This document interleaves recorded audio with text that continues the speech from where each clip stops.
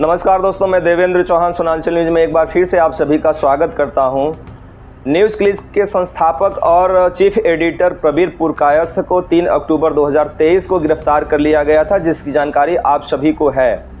उसी मामले में आज पटियाला हाउस कोर्ट में, दिल्ली के पटियाला हाउस कोर्ट में और दिल्ली पुलिस के स्पेशल सेल ने अपना चार्जशीट आज दाखिल कर दिया गया है और प्रबीर पुरकायस्थ के ऊपर गंभीर आरोप लगे हैं। प्रबीर पुरकायस्थ के ऊपर आतंकवादी गतिविधियों में संलिप्त होने, कम्युनिस्ट लोगों के साथ मिलकर के देश में अराजकता का माहौल फैलाने और तमाम आतंकवादी गतिविधियों में गैर कानूनी कार्यों में संलिप्त होने का उनके ऊपर आरोप लगाया गया है। और एक और आरोप लगा है कि चीनी फंडिंग, प्रबीर पुरकायस्थ को 91 करोड़ रुपए की चीनी फंडिंग हुई थी, जिस चीनी फंडिंग को प्रबीर पुरकायस्थ ने आतंक फैलाने के लिए आतंकवादियों को फंडिंग करता था। ये प्रबीर पुरकायस्थ और न्यूज़ क्लिक का चीफ एडिटर है और संस्थापक भी है ये प्रबीर पुरकायस्थ। इसके साथ साथ अमित चक्रवर्ती जो एचआर हेड हैं इनके, उसकी भी गिरफ्तारी हो गई थी। हालांकि बाद में एचआर हेड अमित चक्रवर्ती ने सरकारी गवाह बनने के लिए आवेदन किया था, कोर्ट ने उसके आवेदन को एक्सेप्ट कर लिया था और अमित चक्रवर्ती जो है वो सरकारी गवाह बन जाते हैं। लेकिन बहुत गौर करने वाली आज एक बात है कि प्रबीर पुरकायस्थ जैसे लोग जो न्यूज़ का, समझ लीजिए, एक पोर्टल चलाते हैं, एक वेबसाइट चलाते हैं, या यूँ भी कह लीजिए कि आजकल तो सोशल मीडिया पे जैसे चैनल चलते हैं प्रबीर पुरकायस्थ के द्वारा, वैसे ही एक वेबसाइट चलाया जाता था और उस वेबसाइट का नाम था न्यूज़ क्लिक। तो उसके ये हेड थे, संस्थापक थे प्रबीर पुरकायस्थ। लेकिन प्रबीर पुरकायस्थ के ऊपर जब शाहीन बाग में हिंसा हुई थी, तमाम दिल्ली में तमाम तरह की हिंसा हुई थी, उसमें भी अपने लेख में प्रबीर पुरकायस्थ ने बहुसंख्यकों के ऊपर आरोप लगाने का प्रयास किया था और तमाम तरह से जो है उसमें जो जिस भी तरह से तमाम गतिविधियां हुई थी, गैर संवैधानिक गतिविधियां हुई थी, गैर कानूनी गतिविधियां हुई थी, उसको भी प्रबीर पुरकायस्थ ने अपने लेख में संपादित किया था और हिंसा जगाने का प्रयास किया था। उसके अलावा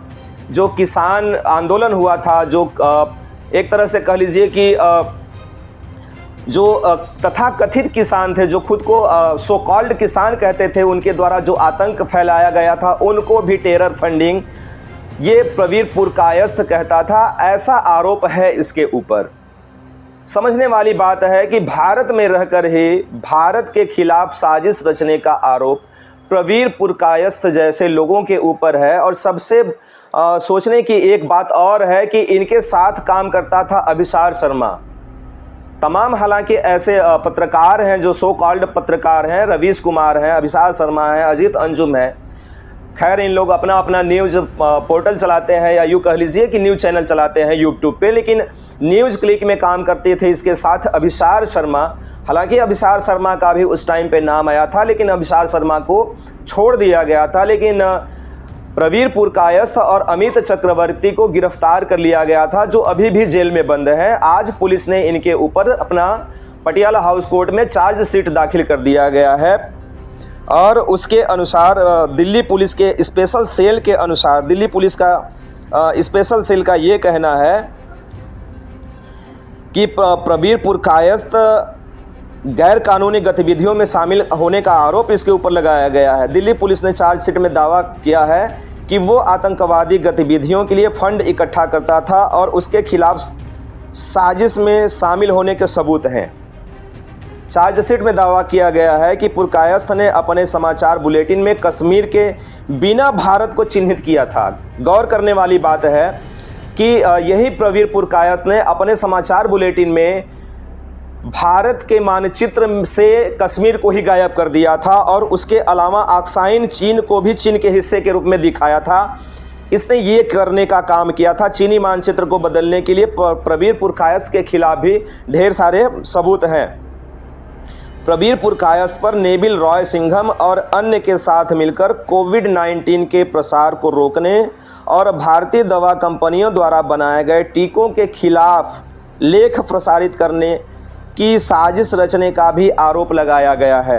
इसके जरिए वो भारत सरकार को बदनाम कर रहा था। आरोप पत्र में दावा किया गया है कि नागरिकता संशोधन अधिनियम यानी कि CAA और राष्ट्रीय नागरिक रजिस्टर मतलब NRC के विरोध की आड़ में प्रवीर पुरकायस्थ दुर्भावनापूर्ण दुष्प्रचार अभियान में शामिल था। यह आरोप है दिल्ली पुलिस का।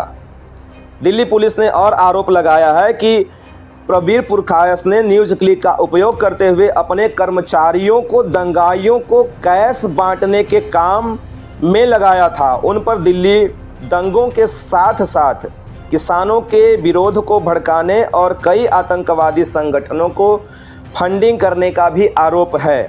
आरोप पत्र में कहा गया है कि प्रवीर पुरकायस्थ के प्रतिबंधित लश्कर-ए-तैयबा सहित आतंकवादी संगठनों के साथ सक्रिय संबंध थे और उन्होंने उन्हें फंडिंग भी की थी।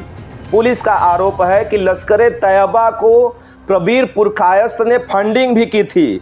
आरोप है कि न्यूज़ क्लिक को 91 करोड़ रुपए की रकम मिली थी, जिसका इस्तेमाल बाद में आतंकवादी गतिविधियों को करने के लिए किया गया था। स्पेशल सेल के अनुसार ईमेल के रूप में विस्तृत सबूत इशारा करते हैं कि 2016 में एक साजिश की शुरुआत की गई थी, जिसमें भारत में आतंकवादी और गैर कानूनी गतिविधियों को अंजाम देने के लिए पैसा जुटाया गया था। आरोप पत्र के अनुसार प्रवीर पुरकायस्थ के भारतीय कम्युनिस्ट पार्टी यानी कि माओवादी के साथ सक्रिय संबंध थे, जिसे UAPA अधिनियम 1967 की पहली अनुसूची के तहत एक आतंकवादी संगठन घोषित कर दिया गया था। स्पेशल सेल का दावा है कि जांच में गवाहों के सबूतों से पता चला है कि गौतम नौलखा और प्रवीर पुरकायस्थ ने माओवादियों और नक्सलियों का समर्थन किया और उनकी गतिविधियों के लिए फंडिंग की। पुरकायस्थ और न्यूज़ क्लिक पर CAA NRC के खिलाफ बड़े पैमाने पर लामबंदी में शामिल होने, गलत सूचना फैलाने और लेखों और वीडियो के माध्यम से नफरत भड़काने का आरोप है। दिल्ली की पटियाला हाउस कोर्ट ने कथित तौर पर चीनी प्रचार को बढ़ावा देने के लिए न्यूज़ क्लिक के और इसके संस्थापक प्रवीर पुरकायस्थ के खिलाफ दिल्ली पुलिस स्पेशल सेल की चार्जशीट पर मंगलवार को संज्ञान लिया है। तो चार्जशीट जो है दिल्ली पुलिस के स्पेशल सेल ने वो पटियाला हाउस कोर्ट में दाखिल कर दिया गया है। उसको जो है लिस्टिंग भी कर दिया गया है। 31 मई को इस केस पर सुनवाई होगी दिल्ली पटियाला हाउस कोर्ट में। लेकिन सबसे बड़ी समझने की बात है कि जो देश में लोग रहते हैं, देश का खाते हैं, देश में का पीते हैं, लेकिन देश को ही तोड़ने का, देश को ही बर्बाद करने की एक गंदी और नापाक साजिश रखते हैं, जो न्यूज़ क्लिक के संस्थापक और चीफ एडिटर ने रचा था, जिसका नाम प्रवीर पुरकायस्थ है, आप सभी जानते हैं। और सबसे बड़ी सोचने की बात है कि इसके साथ अभिसार शर्मा जैसे लोग भी मिलकर करके काम करते थे।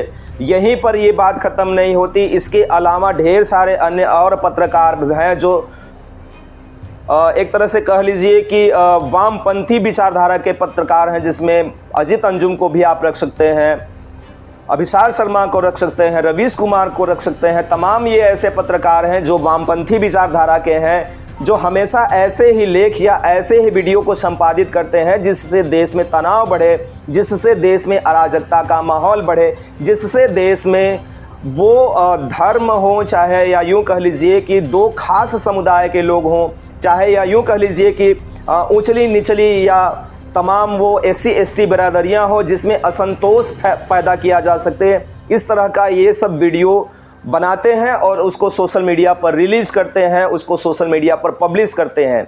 तो इनकी मानसिकता को समझना होगा और इनकी मानसिकता को समझने के साथ साथ इनका हमको बहिष्कार करना होगा, क्योंकि ये ऐसे लोग हैं जो हमारा ही खाते हैं, हमारा ही पीते हैं, देश का ही खाते पीते हैं, लेकिन इनको फंडिंग हो रही है चीन से। ये काम कर रहे हैं चीन जैसे देशों के लिए। चीन हमारे साथ क्या करता है? हमारे बॉर्डर को हथियाने का प्रयास करता है, हमारे यूँ कह लीजिए कि हमारे सैनिकों के लिए खतरा है, हमारे बॉर्डर के लिए खतरा है, हमारे देश के लिए खतरा है, चाहे वो चीन हो चाहे पाकिस्तान हो। ऐसे जगहों से, ऐसे देशों से इन लोगों को फंडिंग होती है, जिसमें 91 करोड़ रुपए की फंडिंग प्रवीर पुरकायस्थ को किया गया था, ऐसा आरोप है। हालांकि अब ये देखना है कि आने वाले समय में पटियाला हाउस कोर्ट में क्या सुनवाई के दौरान जजमेंट निकल करके आता है। जो देश की सरकारों के ऊपर तमाम तरह के गलत और भ्रामक आरोप लगाते हैं और भ्रामक वीडियो बना करके रिलीज करते हैं, फैलाते हैं, जिससे देश बट सके, तो इनकी मानसिकता को समझना होगा। और इनकी मानसिकता को समझते समझते दोस्तों इनका बहिष्कार करने की हमको आवश्यकता है। बहरहाल प्रवीर पुरकायस्थ के साथ साथ आप अभिसार शर्मा और रवीश कुमार जैसे अन्य तमाम पत्रकारों के ऊपर आपकी जो भी विचारधारा हो, आप हमें कमेंट बॉक्स में कमेंट के माध्यम से रख सकते हैं। बहुत बहुत धन्यवाद। जय हिंद।